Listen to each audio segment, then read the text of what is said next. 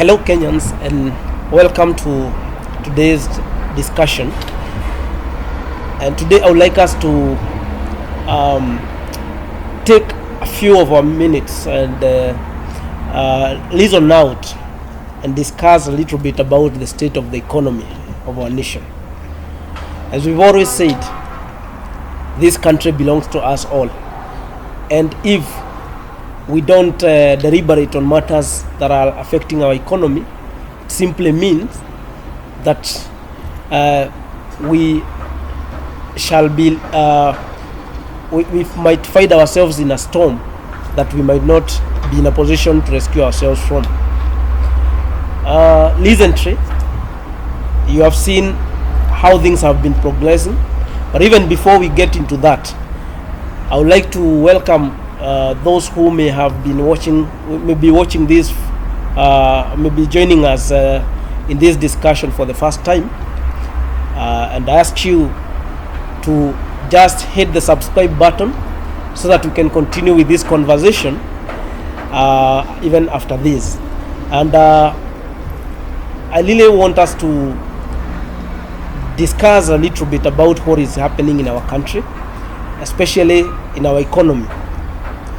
You have seen a few challenges, a few things that have been, a few developments that have actually been a bit disturbing to the citizens of this republic. One key thing that has been happening is the weakening of the Kenya shilling, of our currency, against the dollar.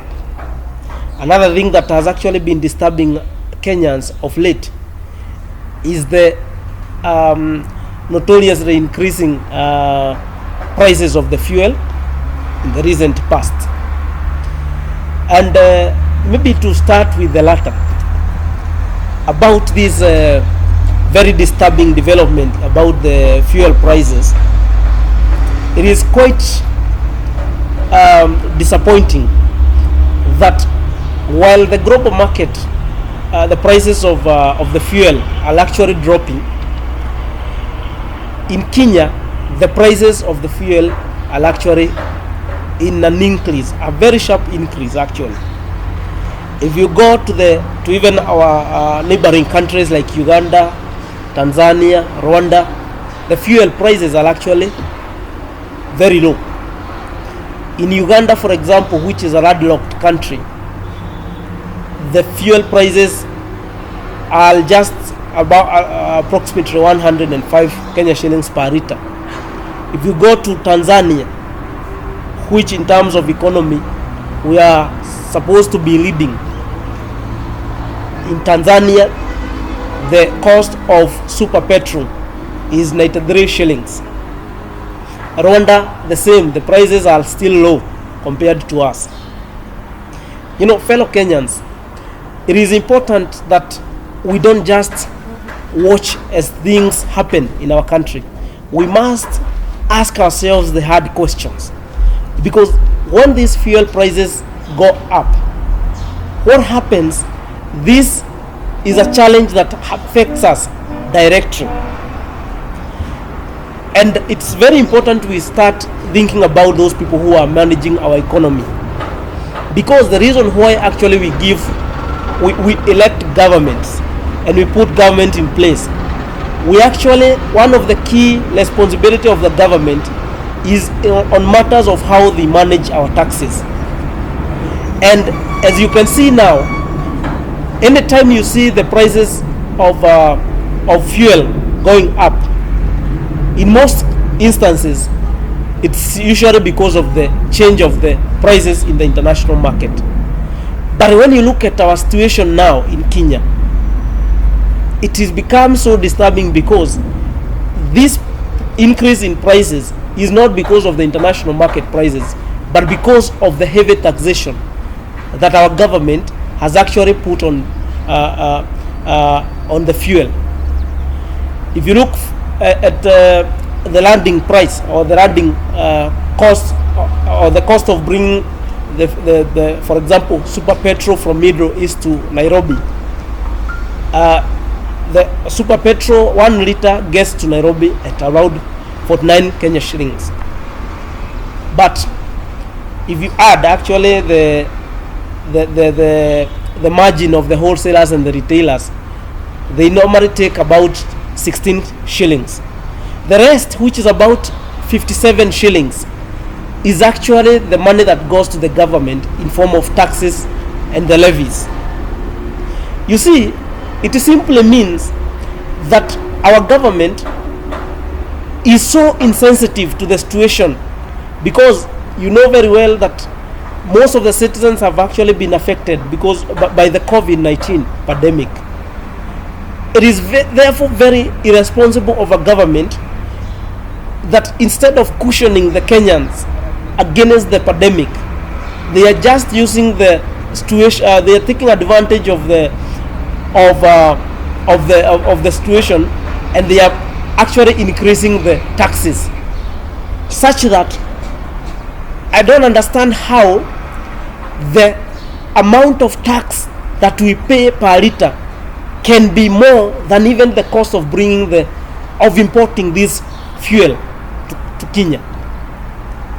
And then it's good that we as Kenyans understand the effect of this high cost of fuel, how it affects us directly, because this fuel will actually, the increase in fuel prices will obviously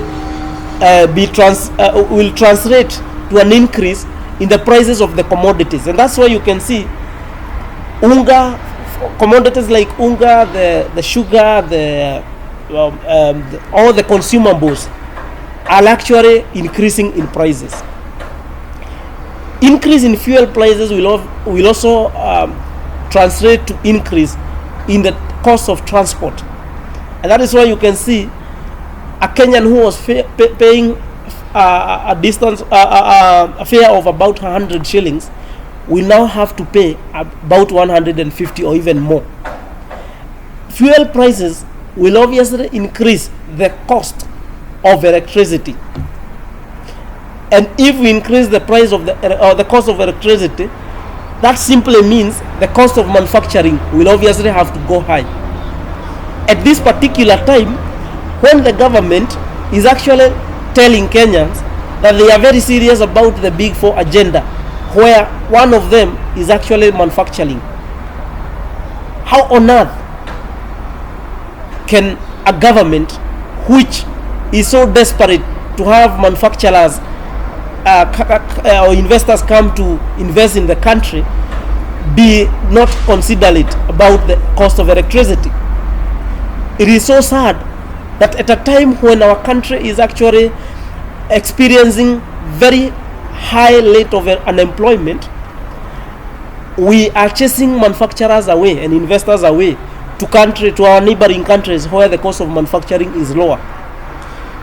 Then when it comes now to the other side of the currency, if you compare the rate at which we exchange the dollar, we have moved from 100 shillings per dollar to approximately 110 shillings.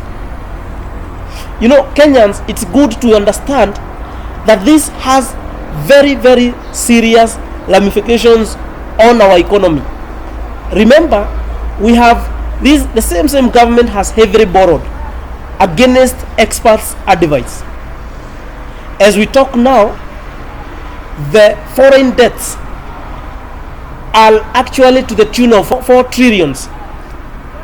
And these foreign debts, most of it is actually in the form of dollars. That simply means, if for example we borrowed 1 trillion at the dollar rate of 100 shillings, today as we talk, that 1 trillion shilling, with the increase or with the weakening of our shillings, it simply means when the dollar moves, when the shilling weaken from 100 to 110 shillings, that simply means a 10% increase in our debts. So it simply means if we borrowed 1 trillion, for every 1 trillion we have borrowed from the foreign lands, we have an increment of the same debts without even before we calculate the interest. We have an increment of about $100 billions. So that's actually alarming, because our country is actually getting actually we are moving from bad to worse in terms of economy. Now I want to ask ourselves, let us ask ourselves as Kenyans, for how long are we going to cry? For how long are we going to keep talking to our government? For how long are we going to be fooled? Now somebody is coming, people are actually coming to tell us about BBI and the rest. And we have always been saying that we must put our priorities right. Is this a time to even think about non-essential expenditures? We're just about to lose billions in the name of change of the constitution. Billions that we are struggling to raise. Billions that we are even struggling to pay, because we obviously have to borrow. The other day, we saw our government spending about 4.5 billions to bribe the MCAs so that they can pass the BBI amendment bills. From just that act of doing the same, we have seen the prices of fuel increase by 8 shillings per litre. Now they are just about to bribe the members of parliament and so that they can pass the BBI. And that's why, Wajiko, you have, as a common mwananchi, you have to go back to the pocket by adding some coin on the cost of the fuel. I mean, for how long are we going to tolerate this? It is our high time now as Kenyans, we rise to the occasion and we tell our government that it has to be responsible. We can no longer be complacent. We cannot keep on telling the government that seems not to reason to even the experts. So Kenyans, let us not just keep quiet. We have to tell the government that they have to take responsibility. The CEO of this nation, President Uhuru Kenyatta, seems to be a little bit in slumber. He must rise up and be accountable to the people who gave him the mandate to lead this nation. Otherwise, if this government, if actually a country is a human being, today would be auctioned. So our economy is not good, and we must, as Kenyans, take responsibility and tell our readers that enough is enough. So I just want to tell you, let us keep the conversation going, and we shall never tire of telling the government the reality on the ground. Kenyans are not happy and will continue condemning the government if they continue being insensitive as they are. I thank you.